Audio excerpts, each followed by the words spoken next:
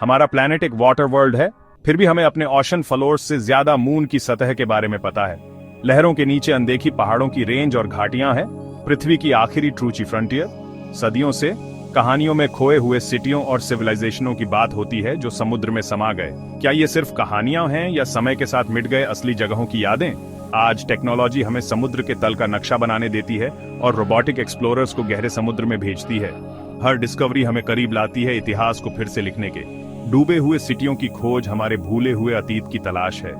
अब हमारे पास आखिरकार वो उपकरण हैं जो नीचे क्या है उसे उजागर कर सकें। गहरे समुद्र में यात्रा अभी शुरू हुई है।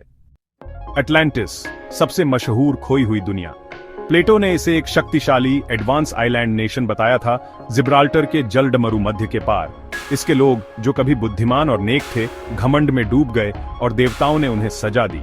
एक ही दिन और रात में अटलांटिस समुद्र के नीचे गायब हो गया। इसके एग्जिस्टेंस की कभी कोई पुष्टि नहीं हुई है, लेकिन ये लेजेंड आज भी कायम है।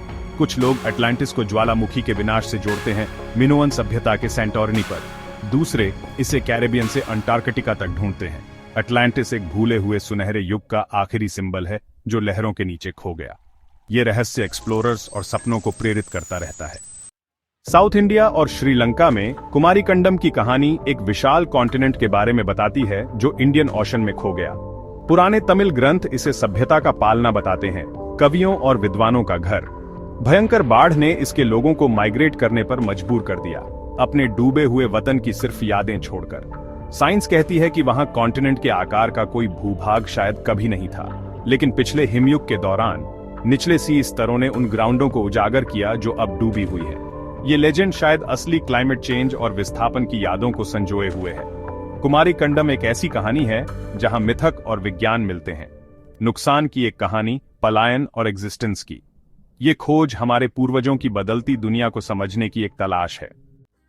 सदियों से मिस्र के शहर थोनिस हेराक्लियोन को एक लेजेंड माना जाता था। पुराने टेक्स्टों में इसकी दौलत और शान की बात थी, लेकिन यह बिना किसी निशान के गायब हो गया। 2000 में अंडर वाटर आर्कियोलॉजिस्ट्स ने अलेक्जेंड्रिया के तट पर इसके रूइंसों की खोज की।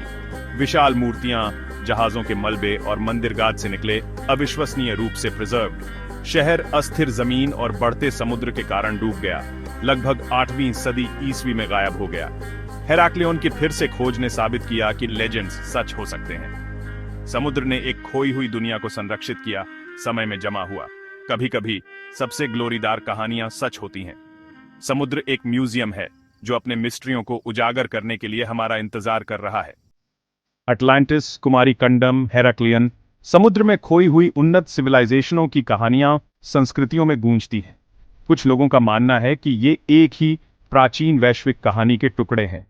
मदर कल्चर थ्योरी बताती है कि एक प्रागैतिहासिक सी सभ्यता ने दुनिया भर में ज्ञान फैलाया, जबकि मेनस्ट्रीम इतिहास असहमत है। मिस्ट्रीमय डिस्कवरीज जैसे पानी के नीचे के खंडहर और प्राचीन मैप्स बहस को जिंदा रखते हैं। हर खोज एक ज्यादा जुड़े हुए अतीत का संकेत देती है जितना हम सोचते हैं। समुद्र भूले हुए चैप्टर्सों का रखवाला है। नई टेक्नोलॉजी के साथ हम आखिरकार इसकी गहराइयों को एक्सप्लोर कर पा रहे हैं। हेराक्लियोन की खोज ने साबित किया कि लेजेंड्स सच हो सकते हैं। नीचे और क्या इंतजार कर रहा है? एडवेंचर अभी शुरू हो रहा है।